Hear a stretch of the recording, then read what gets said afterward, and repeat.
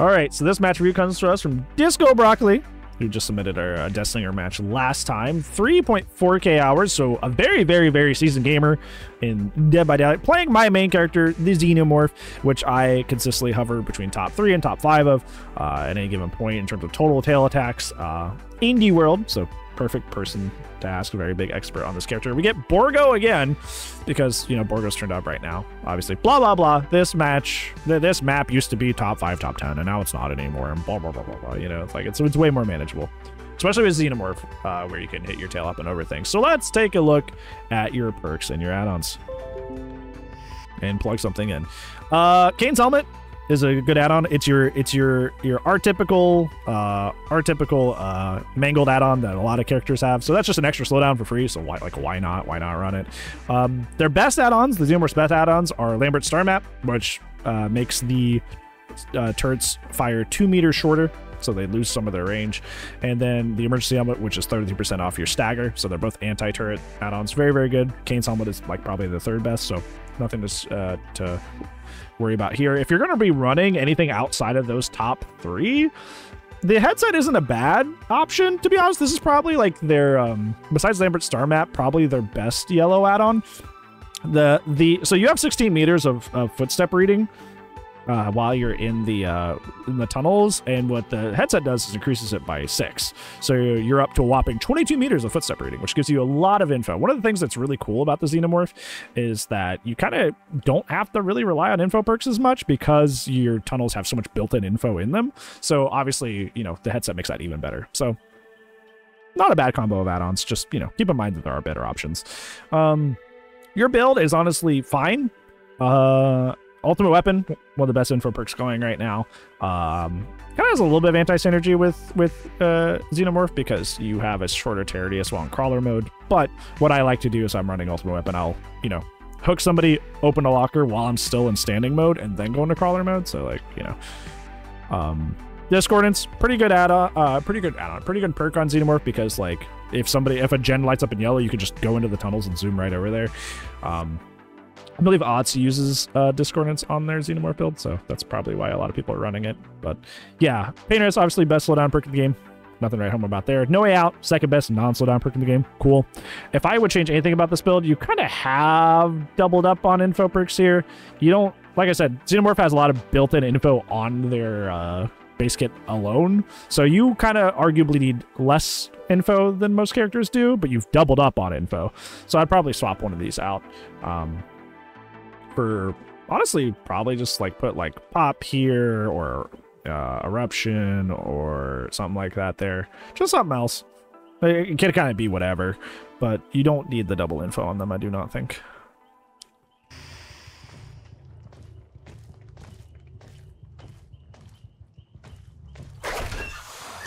At the beginning of every Xenomorph match, the whole point of Xenomorph is that, like, while your tunnels are very, very great and awesome, the main thing that makes you oppressive is your M2, your tail attack. So you should be in your power as much as possible as this character. So at the beginning of every Xenomorph match, find the nearest turret and dive into it. Even if you plan to stay on this side of the map, you should be diving into the turret just to get your power really quick anyway. So you should be doing that.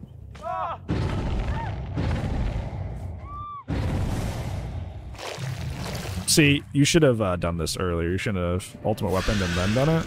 Yeah. Always, always, always break every turret you see right away. Always, always, always. This is like not optional. Not optional. As somebody, trust me, I try to ignore turrets sometimes and I get just absolutely dunked on for it. Always, always, always break the turrets the moment you see them. Especially that one right there, where it's already like you just came out of a turret station. It's already turned off. It's literally just free to break it. So, break it.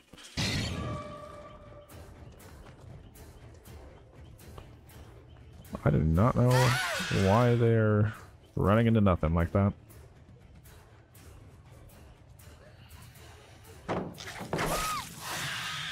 I say, heck your pre-drop.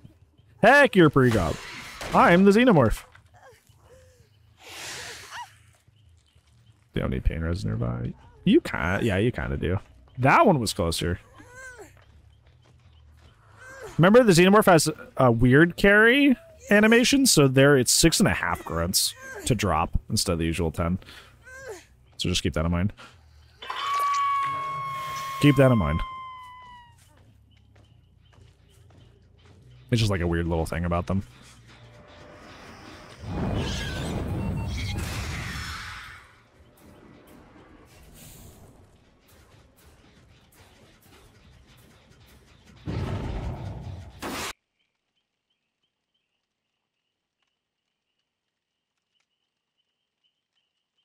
Hi, what do I say every single video almost?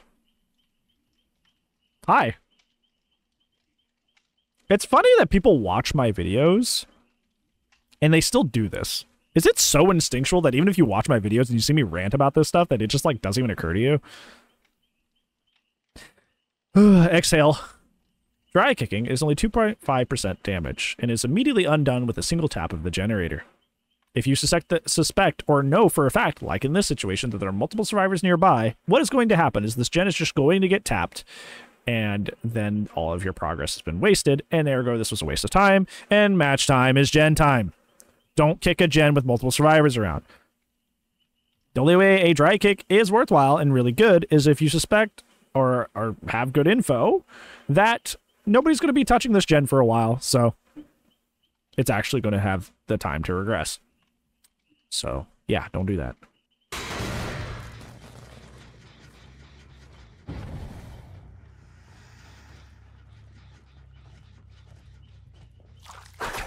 I like that. Cheeky, go for fun shots like that. I like his pants. It's so funny watching people not play M2 Xenomorph, because I'm just watching how... He literally tapped it in your freaking face. This is what I'm talking about. He literally tapped that in your face mid-chase and undid your dry kick. That is how bad dry kicking is. He literally tapped that mid-chase and undid all of your effort. Middle of the chase. I cannot look at a better example of why dry kicking is stupid.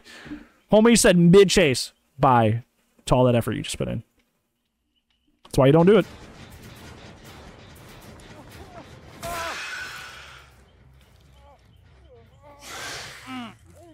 Oh.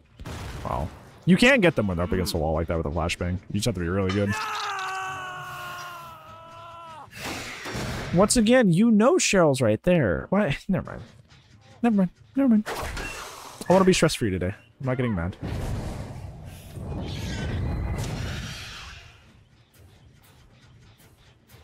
It's okay.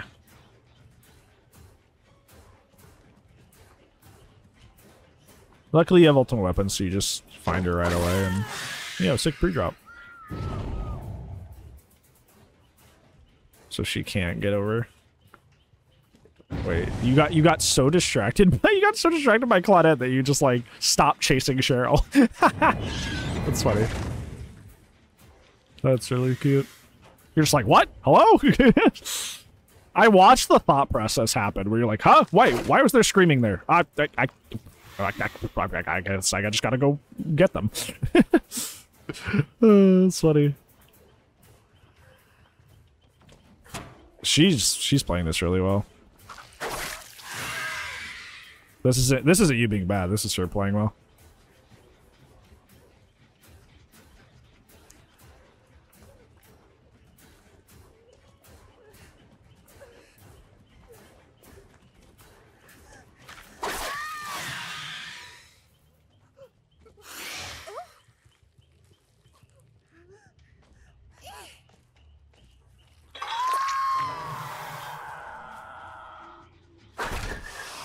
Okay, so you see that that's not the most progressed gen. See, this is a perfect dry kick. Just in juxtaposition, this is a perfect dry kick. You used ultimate weapon, an info perk. Now you've heard 0 screams. So at least within 24 meters, well, actually, you haven't actually entered crawler mode yet. So for 32 meters, you know nobody's around to go tap this gen. So dry kicking this, it will actually regress, right? Because for 32 meters, you know nobody's around. That's a good example of a dry kick, because nobody's going to tap it anytime soon. So you're probably going to get some value, right? So just look at the juxtaposition between these two.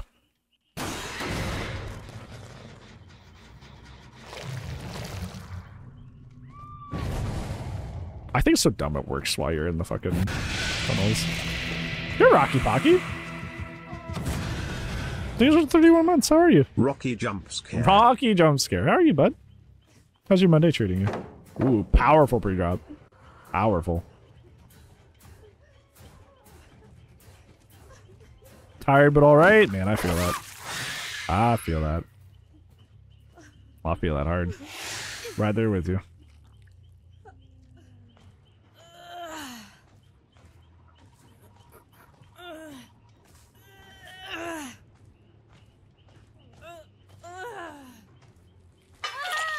Okay, so now you used up all your pain res. Kind of concerning because that gen didn't get hit, which means another gen got hit, and that gen's like really close. So like that should, yeah, I must say that should tell you about the state of the match and how much pressure you should be applying right now.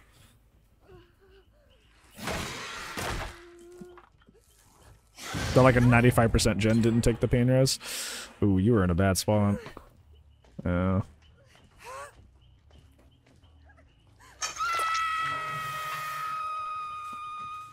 I think it's interesting because you're not playing too aggressively badly.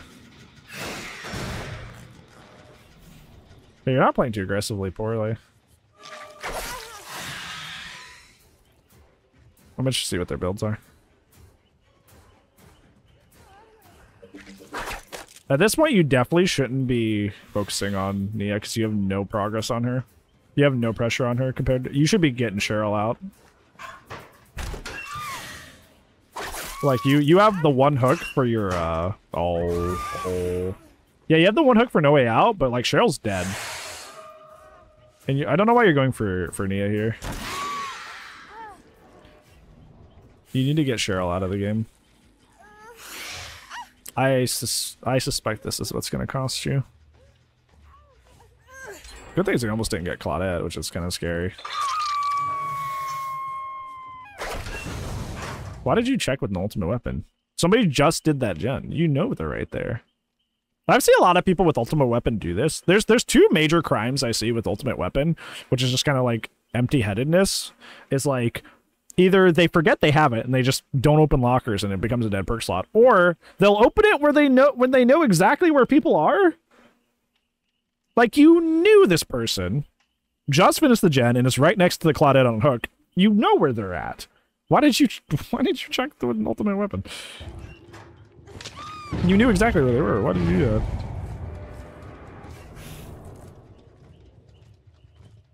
That is, yeah, that was... Oh, yeah, you need to get her out of this game. You needed to chase her way earlier. And you didn't. Yeah, now she's playing super safe. Because she knows she's Death Hook. No, don't leave her. Why are you leaving her? You needed somebody dead a gen ago. You needed somebody dead a gen ago. And you're not. Okay. That's not good. You left a Death Hook gamer to go pressure the heel. I don't know about that. Start tunneling? I mean, no. They just need to get Cheryl dead, because Cheryl's already Death Hook. I mean, you can tunnel the Nia here, but now she's at Shack. You should have downed Cheryl. Yeah. This is what's going to cost you. And now you're getting distracted because you want to defend the gen. When you're in a situation like this,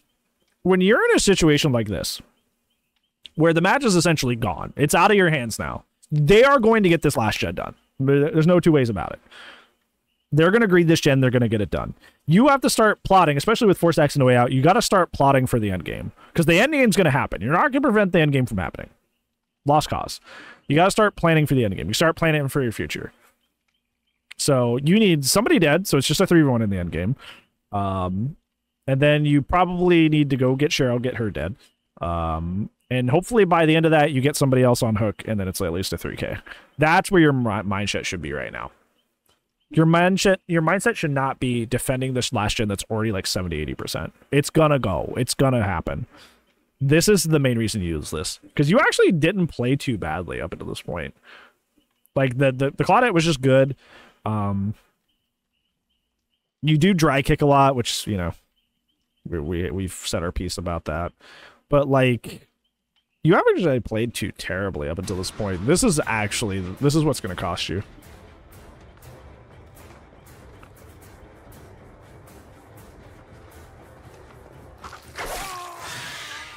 And there's no reason you should be chasing Jake at this point at the juncture of the match either. Hey, look! The Cheryl that should be dead is hopping on the gen to get that gen done now. Guess what wouldn't have been possible if you actually committed to that chase earlier?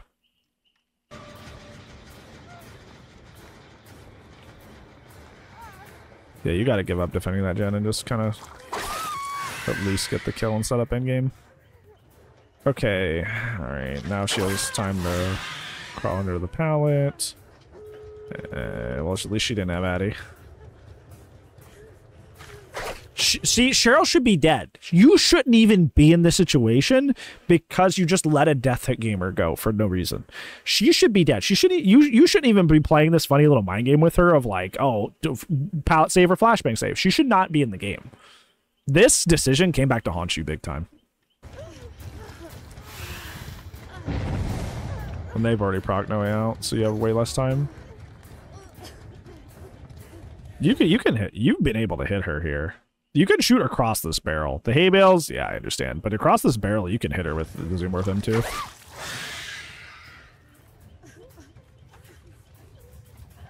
I would just pick. Just pick. What do you stop? Why are you not picking up? You gave them time to get in position. Yeah, if you just picked right away, you would have had him because he wasn't in position. What are you waiting for? What are you waiting for? That wasn't for the people buckle up. What are you waiting for? A red carpet? Why are you just following? If it was for the people buckle up and I saw the broken symbol pop up, I'd be like, yeah, wait it out. You're waiting out nothing? Huh? Yeah, now everybody's here. You fumbled this situation at the end very poorly. Which is not, you know, not to say you're terrible or anything. It'll make you feel bad. But, like, you're in a situation where Cheryl should have been dead. Cheryl should have been dead, so she shouldn't have been a part of this equation at all. Jake wasn't in position to get the save, but you didn't pick right away, so now you have a double pallet situation. Like, this is past mistakes coming to haunt you really badly. Because now you're gonna have to what? 4-man slug the entire team to prevent this situation from happening? Like, that's not realistic. Unless they really, really mess up, which they're not going to. These aren't like terrible players. At least not egregiously so. Yeah. That's gonna cost her, but yeah. Yeah, these guys know what they're doing. So that is...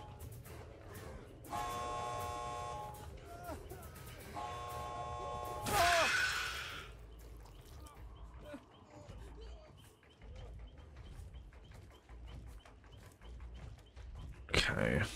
You have no leverage right now. You should probably hook Jake, actually. Like, chuck him in basement or something. That way they all have to, like, reset and come back to get him and stuff. Yeah. Because you have no leverage right now. You need to have some sort of leverage. You could have made basement. I definitely... You have 3 catch-up tools as killer. That's camping, tunneling, and throwing people in basement. You're right, they don't have leverage. Not the perk. Come on. Like the actual term leverage, okay? Alright? Yeah, if you throw it in the basement, it would have been much harder for them. But out in the open, like, this is going to be way easier for them to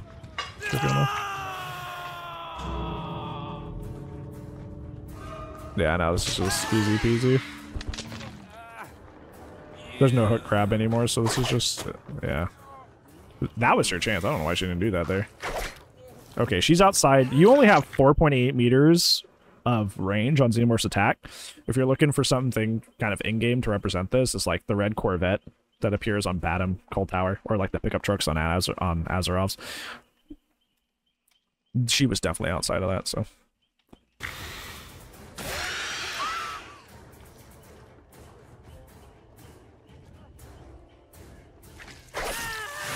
Yeah, well, Darth, if you're succeeding... You don't need the match review. Match reviews are for people who are struggling to succeed and are looking as to why they're not succeeding. It's not a show-off panel. So if you're trying to send in a match to show off, that's not the point. And I would advocate that you never do that.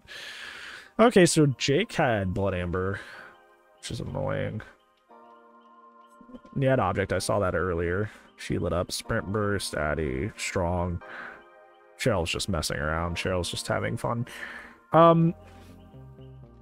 The main reason that you lose it, that you actually didn't play bad. It was kind of just like you playing all right and them also playing well. It was kind of like not really. It was kind of a really good back and forth match there for a hot minute there.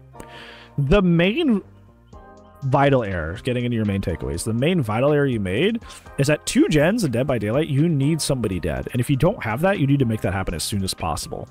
And you, at 1 gen, got into chase with someone who was Deathhook, and you left them.